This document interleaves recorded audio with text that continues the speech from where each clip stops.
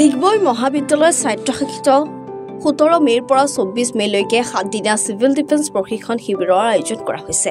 প্ৰশিক্ষণ শিবিৰটো মুকলি কৰে ডিগবৈ আৰক্ষী থানাৰ ওসি দিব্যজ্যোতি দত্তই।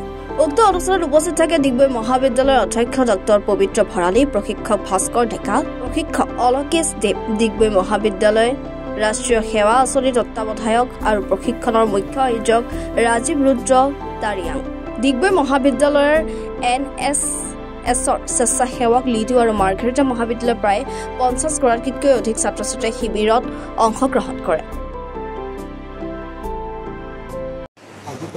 এই ডিগবৈ মহাবিদ্যালয়ত 7 দিনীয়া স্পেচিয়েল বেচিক ট্ৰেইনিং কোৰ্চ অনুষ্ঠিত কৰিবলৈ লৈছোঁ। আমাৰ সামৰিক প্ৰতিৰক্ষাৰ ফালৰ পৰা এই দেশৰ যি পৰিস্থিতি তাৰে ওপৰত নজৰ দি পেলাই আমি ফাৰ্ষ্ট এইডৰ হওক বা ৰেস্কিউ হওক, বিভিন্ন ধৰণৰ এয়াৰ এড ৱাৰ্ণিং ছিষ্টেমৰ ওপৰত গোটেইখিনি আমি ট্ৰেইনিং একেলগে সন্নিৱিষ্ট কৰি পেলাই এটা 7 দিনীয়া কোৰ্চ এটা আমি লৈছোঁ।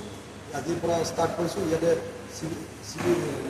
দেশৰ আমাৰ ডিগবৈ অঞ্চলৰ ৰাইজ, লগতে NCC, NSS আৰু বিভিন্ন ধৰণৰ ষ্টুডেণ্টখিনিয়ে আমাৰ ইয়াতে যোগদান কৰিছে।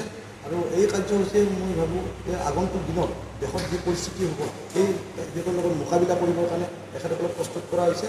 আৰু মই ভাবোঁ যে এই কোৰ্চটোৱে বিভিন্নজনক আমাক বহুত সহায় কৰিব। ডিগবৈৰ পৰা হাছান আখতাৰ ফৰিদৰ ৰিপৰ্ট, এনি ভাৰত 24।